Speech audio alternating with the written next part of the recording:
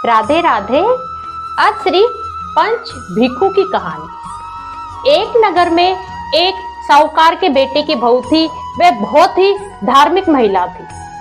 वह रोज कार्तिक मास में गंगा जी स्नान किया करती थी। जब वह गंगा स्नान किया करती थी, उसी राज्य में राजा का जो राजकुमार था, बेटा था, वह भी गंगा स्नान किया करता था। उस राजा के बेटे को यह लगता था कि मैं ही सबसे पहले गंगा स्नान करता हूँ, परंतु उससे पहले जो साहूकार के बेटे की बहू थी वह स्नान कर लेती थी। एक बार जब साहूकार के बेटे की बहू स्नान कर रही थी, इतने में उसने आहट सुनी कि राजा का बेटा स्नान करने आ रहा है।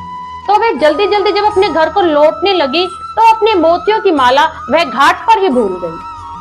जब राजा के बेटे ने वह मोतियों की माला देखी तो वह सोचने लगा, ये मोतियों की माला इतनी सुंदर है तो इसको पहनने वाली कितनी सुंदर होगी। तो उसने पूरे राज्य में ढिंढोरा पिटवा दिया, यह जो मोतियों की माला है, यह जिस स्त्री की है वह पहले 5 रात मेरे पास आएगी, तब मैं यह माला उसे लौटा दूंगा। राजा के लड़के ने घाट पर एक पिंजरा टांग दिया और उसमें एक तोते को रख दिया और वह उस तोते को बोला, जैसे ही वह आए तू मुझे बता देना। और वह वहां बैठकर उसका इंतजार करने लगा। जैसे ही सुबह हुई, वह जब सोचने लगी, वह बहू साहूकार के बेटे की बहू की, मैं कार्तिक अवश्य नहाऊंगी क्योंकि मुझे मेरा स्नान पूर्ण करना है। उसने जैसे ही घाट की पहली सीढ़ी पे पैर रखा तो उसने प्रार्थना की, हे प्रभु, अगर मेरे पतिव्रता धर्म में इतनी भी शक्ति है तो वह जो राजा का लड़का है उसे नींद आ जाए। और उसी क्षण वह जो राजा का लड़का है वह निद्रा के अधीन हो गया।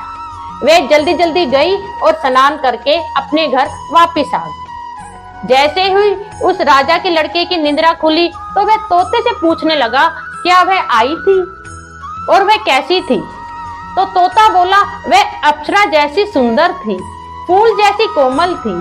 तो वह सोचने लगा, राजा का लड़का, अगले दिन मैं अपनी उंगली को चीर कर बैठ जाऊंगा ताकि मुझे नींद ना आए। जब दूसरा दिन हुआ तो जैसे ही उस साहूकार के बेटे की बहू ने पौड़ी पे पहला पैर रखा, उसने फिर प्रार्थना की, अगर मेरे पतिव्रता धर्म सच्चा है तो राजा के लड़के को नींद आ जाए।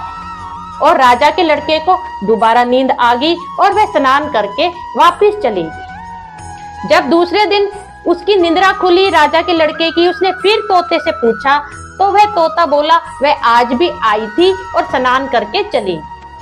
तीसरे दिन राजा के लड़के ने सोचा, आज मैं अपनी आंखों में मिर्च को डाल के बैठ जाऊंगा जिससे मुझे निद्रा ना आए। तीसरे दिन जब सुबह सुबह फिर वह साहूकार के बेटे की बहू स्नान करने आई, उसने फिर प्रार्थना की कि अगर मेरे पतिव्रता धर्म में शक्ति है तो राजा के जो लड़का है उसे निद्रा आ जाए। और उसे निद्रा आ गई और वह फिर स्नान करके वापस लौट। चौथे दिन राजा के लड़के ने सोचा, आज मैं बिना बिस्तर के बैठूंगा ताकि मुझे नींद ना आए। परंतु चौथे दिन फिर वह आई और उसने फिर प्रभु से प्रार्थना की, हे प्रभु, मेरा सत रखना, मेरे पतिव्रता धर्म की रक्षा करना। और वह स्नान करके फिर वापस लौट गई। जब 5वां दिन था कार्तिक का, तो वह सोचने लगी, प्रभु, आज तो मैं अवश्य स्नान करूंगी। और परंतु राजा के लड़के ने सोचा, आज मैं अंगीठी पे बैठ जाता हूँ जिससे मुझे नींद ना आए। उसने अंगीठी जलाई और वह अंगीठी पे बैठ गया।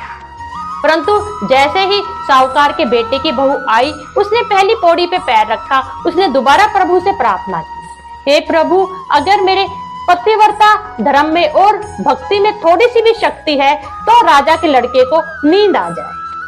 और वह फिर स्नान करती है और वह जाते जाते तोते को बोलती है, उस पापी को बोल देना कि मैं 5 दिन मेरा स्नान पूर्ण हो गया है। और जो उसकी प्रतिज्ञा थी, मैं यहाँ से उसके पास से मैं वापस भी जाती रही, इसलिए मेरी जो मोती की माला है वह मेरे घर वापस भिजवा देना।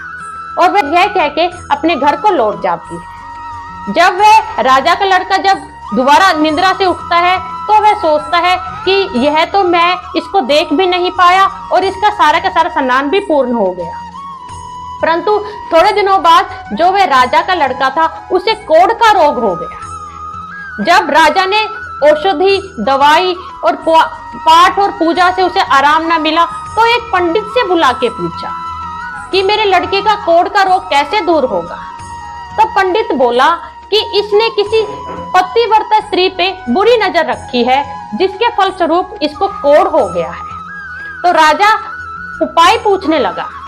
तो वह बोला, भाई जो पतिव्रता स्त्री है, अगर यह उसके नहाए हुए पानी से अपने शरीर को नहला लेगा तो इसका कोढ़ पूर्णतः ठीक हो जाएगा।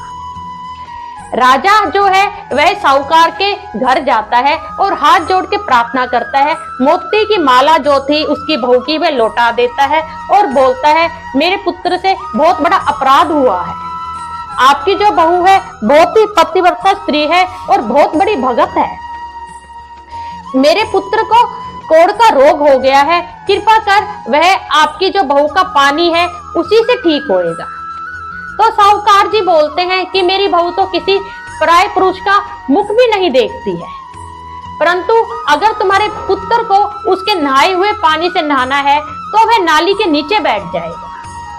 फिर सुबह सुबह वह जो साहूकार के बेटे की बहू थी उसने स्नान किया और जो राजा का लड़का था वह नाली के नीचे बैठा और उसके स्नान करे हुए जल से राजा के लड़के का कोढ़ पूर्ण तरह ठीक हो गया और चंदन जैसी उसकी काया हो गई।